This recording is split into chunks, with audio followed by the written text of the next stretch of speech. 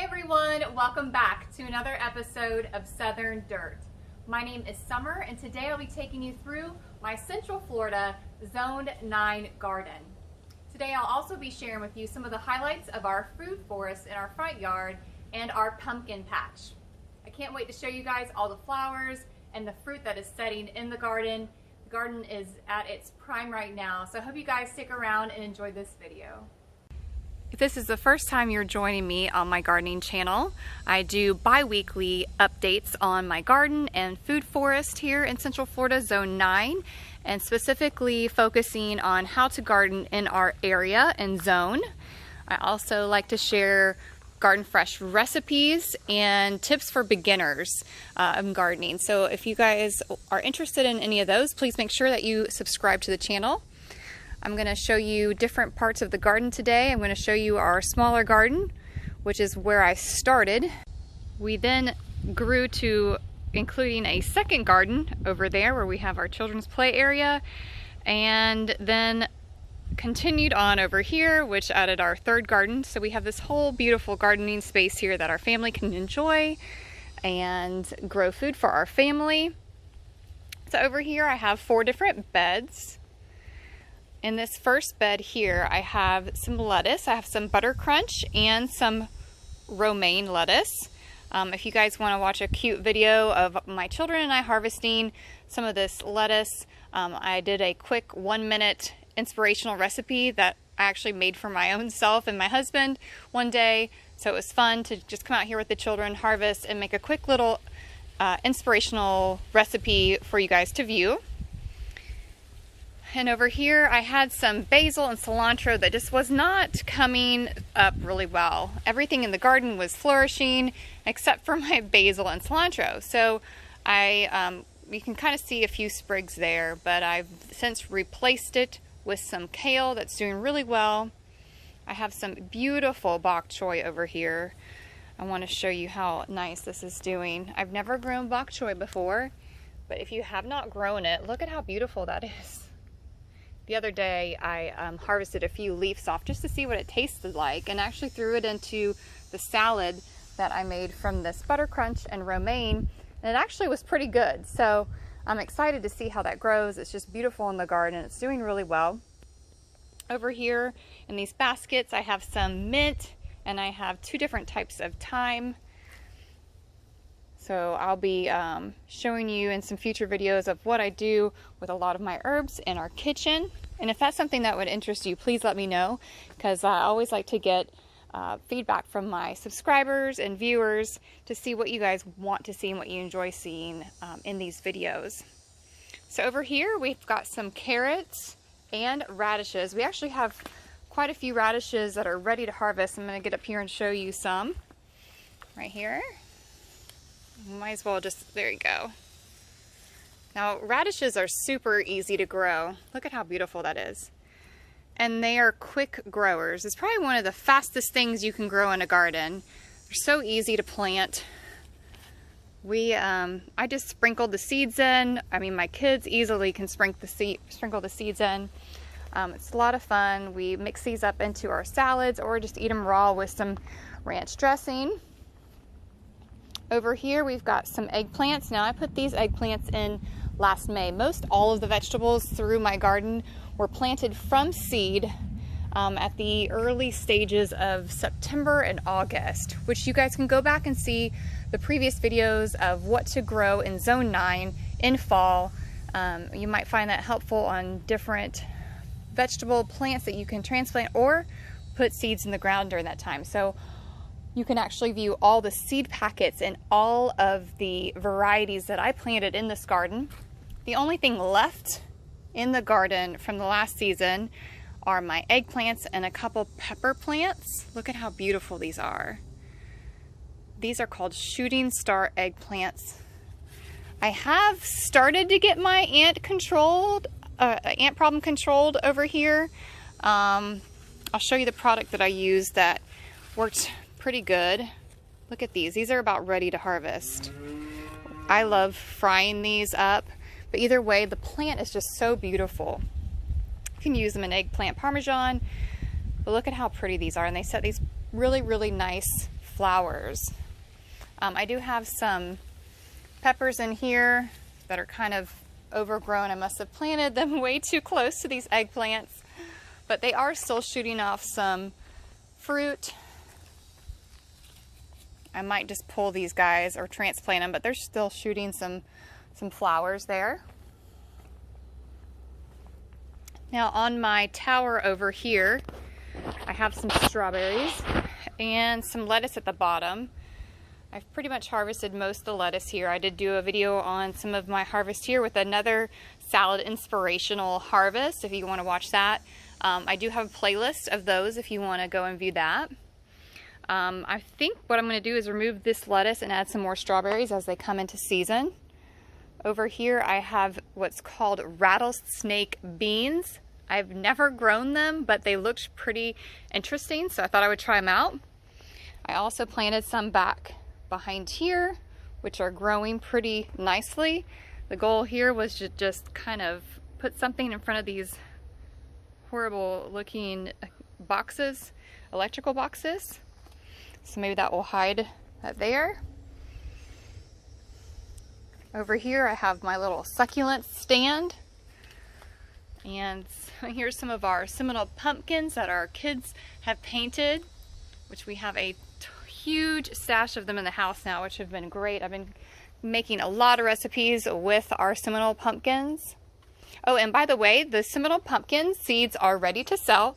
So if you guys are interested in any seeds that I have been packaging them with my children over the weekend. So make sure that you look in the description below to see what I have to offer.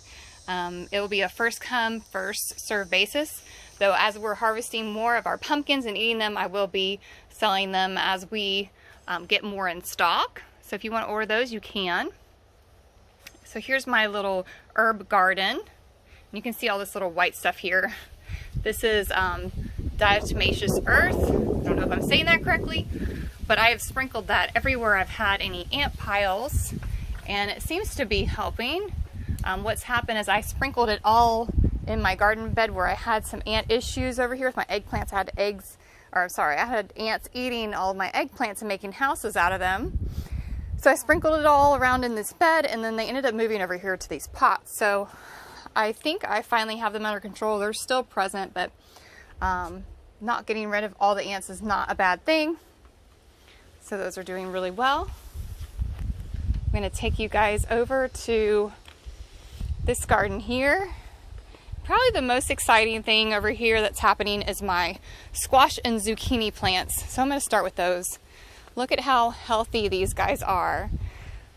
I've always had a really hard time growing squash and zucchinis, and I'm sure like many of you always struggle with that as well. Anything like a luffa leaf, anything that was very leafy, I've always had trouble with. This season, I think I've got it under control. I've done a lot of different things in the garden, like spraying BT on my plants that will help keep the worms away, and I'll put that information in the description below. But look at how beautiful these guys are. Now I just hope that they can mature big enough to where I can harvest them before they get any worms in them. That's my hardest thing, is just keeping the worms off of these.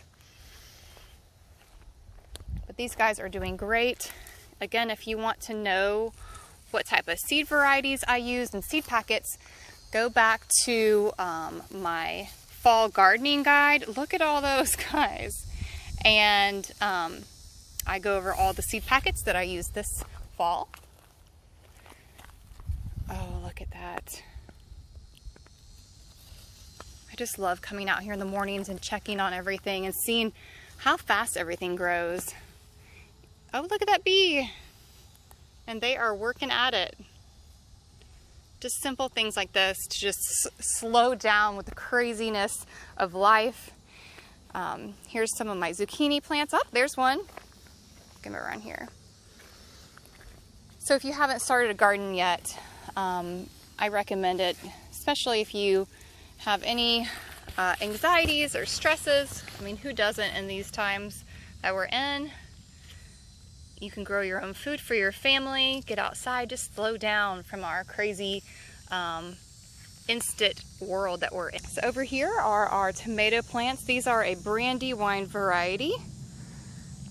They're all doing really well. I really need to come out here and start trimming the bottom leaves off, so that will allow some more energy to shoot up to create some more blooms. Over here is my little block of sunflowers. If you guys can tell and go back to the previous video, I think it was only a week and a half ago that I uploaded it, but these guys have almost doubled in size and are doing really well. I've got these really cool pepper plants. I don't know if you can see them, but they give these purple flowers. And here are my struggling pepper plants from the summer. They're still giving fruit and flowers, but they just don't look so healthy. So if any of you guys know what I can maybe do to help these guys out, I'm getting plenty of water, plenty of fertilizer, just look poor. I'm thinking I might trim them back a bit. So over here I have some carrots and some pepper plants. A lot of my carrots didn't germinate well in this row, so I just decided we'll throw some pepper plants in there. Now in this row I have some kohlrabi. That's doing really well. They're a little wilty right now because the sun is just blasting them. But if you haven't grown kohlrabi, it's a pretty interesting plant. It's of the cabbage family. So you can actually eat these raw, or you can cook them down. What my husband and I like to do is we'll eat them raw. We'll actually just cut them and slice them and put a little bit of salt on them, and they're just so good, especially when you eat them fresh. You can actually use the leaves as well and cook them down like you would a collard green or kale. You can even mix them into your salads. Over here we've got two different varieties of carrots, and these guys have taken off since the last video.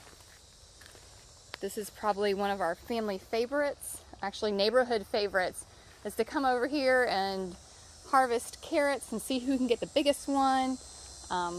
My family and our neighbors always find so much joy into coming out here and doing that together. And in this road I have what's called 1,000 head kale. I grew this last season. If you want to go back to season 4 and see how well these grew last fall. They did really well, and they even lasted, I believe, into the spring. We kept harvesting, but these leaves can get quite big. Much bigger than a regular collard or a kale. So my last area, I wasn't quite sure what I was going to do in here, but I have since then got rid of all the weeds and put some purple cabbage and Brussels sprouts in here, along with some onions. And my husband and I worked really hard on putting some mulch down all over the garden and around our blueberry plants. Our blueberry plants are doing really well. They are shooting a lot of flowers. We have a variety that's called Emerald, and they give fruit twice a year, once in the spring and once in the fall. So I'm excited to get our second harvest because I eat blueberries almost every day or every other day. So this saves us a ton of money and keeps us healthy as well. So as you can see, here's a few that are starting to come in. Here's some blueberry flowers that are just beautiful that are coming in. And we've got them all over our plants. If you want to see more pictures and quick videos of the garden throughout the week, I love sharing those on Instagram. You can follow me at Southern Dirt Gardener. I share a lot of stories, little updates, the kids and I in the garden, harvesting food and doing different. So that completes this garden area over here, except for our luffa plants, which I'll probably show you towards the end. Now over here, oh, I have to show you these yard beans. Take a look at all of these guys. I've grown yard beans once before, and I do not remember them shooting off. Look at this. This was one flower, and you get 2 beans from the flower. These are actually perfect time to harvest right now, and I only planted just a few little seeds here, and I'm getting so much production. So I'm really excited about those. I'm actually thinking I might do a second planting of these because they're doing so well. So over here in this garden, I'm gonna start with our cabbage, which are doing beautiful. Over here we've got some zinnias. This was my favorite color from last season, which I did save the seeds. It was a variety of zinnias, and it popped out this very unique color. So I saved those seeds from that flower, and they're all through the garden, and I just love them. They attract so many butterflies. The kids love stealing them. I love giving them to friends and family. Whenever we go to someone's house for dinner or somebody's having a birthday party, we always make sure that we go to our garden and pick some flowers and take them with us. So over here I have some cherry tomato plants. I have since tied them up because they're kind of getting big. Like this one needs to be tied a little better. All of my onion plants are coming in really well. You can kind of see their little sprigs. I've put onions between all of my plants in the garden to kind of help repel bugs and also to take into our pantry to eat. Onions were so fun growing a couple years ago, and last year we got an amazing harvest. If you haven't seen any of the pictures of that, definitely go check out my Instagram and scroll down about 10 or 15 pictures to see our onion harvest. If that is not enough inspiration for you guys to plant onions, I don't know what will. But they're so easy to take care of, and they're so inexpensive. You can get them at your local nursery. My kids planted most of these, so you can't screw it up. You just throw them in the dirt and they will start growing. And you can also harvest the tops of the onions to use in dishes that you would use onions for as well. So that's also something nice that you can do as well with the onions while you're waiting for the bulbs to actually mature. So in this row here, I have what's called dazzling blue kale, and it gives off these beautiful, colorful kale leaves. And these are actually about the time where you can start harvesting and put them in your salads if you want to, or you can wait for them to mature. But the great thing about kale or collards is that, or lettuce, a lot of lettuce, that you can harvest from the bottom. So you can harvest the bottom leaves and eat them, and then as they grow, it continues to produce more food. You just want to always make sure that you're harvesting from the bottom to the top. Over in this row here, I have some basic dinosaur kale that's doing really well. In this row, I had planted beets and these little seed paper things, which I will never do again. It's called seed tape. And I was really excited because I thought it would be an easy way to plant beets. I've never had much success with beets, and I thought, well, maybe I won't screw up this time. So I did get some beets coming up right here, as you can see, but not enough to waste an entire row. So I kind of gave up on the beets, as the germination rate was not doing that well, and I have since put in more onions. So this entire row will be onions, and I popped in some more broccoli that I had left over, and the beets that are germinating here, those guys will just keep there and see what happens. So over here I have some sugar snap peas and sugar daddy peas, which our children love and fight over. I don't believe we ever get any of the peas that come into our kitchen because we eat them right off the plant. So they are putting off some flowers here. They're just beautiful. And then over here, in my last video, I was sharing with you that I had plans to make this just an edible gardening space. Thankfully, I finally figured out what I was gonna do. I went ahead and put some collard greens in the back, so those will grow nice and tall. And then I have rotated cabbage. Every other cabbage is purple. And then we have a rotating green and purple cabbage throughout. So I think that will give some nice pops of color. And again, I've got some of my zinnias that are coming in. Some of my favorite color. Again, look at how neat that is. So behind this hedge here is what used to be our air conditioning units. And recently we had some troubles with one of our air units where we had to have it removed and worked on. And since then, thankfully my husband's like, you know, if we're gonna move our air units, this is the time to do it.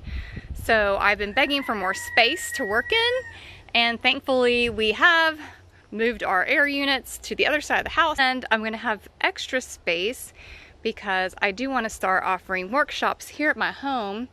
And if you would be interested in doing any workshops here and doing some garden tours, make sure you check out my Instagram stories, because that's where I'll be sharing any information with dates and updates on those.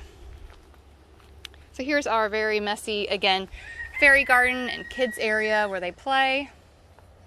It's a nice little shady area where I can work, I can watch the kids, and also enjoy the garden area. Do any of y'all want a rooster? Because he's quite noisy today. Snake! Okay guys, so a lot of you have asked in the past, how do you keep snakes out of your garden? And I'm like, I never had any issues with snakes until I put wood chips into the garden. Snakes in my garden actually help my garden because I have had some little pest stealers that will take my seeds out of the ground or take seeds out of my seed trays. And what we found out, we had a little mice problem. So I'm actually thankful for these snakes that come around because they'll take care of my mice problem. We have a lot of animals down at our barn, which attracts the mice and field mice and whatnot. So we've had a little trouble with them this past couple years. So any snake in my garden, I am totally fine with, as long as it's not going to hurt my children. So here are those luffa plants that I was telling you about. And these will just vine up and climb up into this tree like they did last season. I'll have to show you guys my luffa harvest. I will be making some more homegrown organic goat's milk luffa soap soon. So I'm actually running really low on stock right now. But I did just harvest a ton this past spring, which I'll show you here in a minute. So I have to pop in and show you guys my Seminole pumpkin harvest. Now this is not all the Seminole pumpkins that I've harvested this year. We've been eating a lot of them. I've been making soups. I want to make some pumpkin bread, and just eating them roasted with a little bit of cinnamon and sugar on them has been delightful. Here is my little area where I'm drying some of the pumpkin seeds. I'm actually hanging a lot and testing them, making sure that they work really nice for you guys. Here is my recent luffa harvest. And as you can see, look at these guys. Aren't they beautiful? I mean, I can't even fit the guy into one frame. So these, I'll be harvesting the seeds. I do have them for sale already. This is another area where I dry all my seeds out. And now I'll take you guys into our front yard pumpkin patch. So here's one of our little Seminole pumpkins. So these vines are still producing. I put these in May.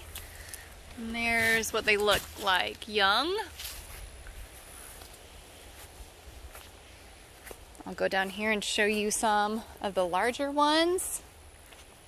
As you can see, oh, a little bug. So over here, this one's almost mature. I'm going to give him a couple more days.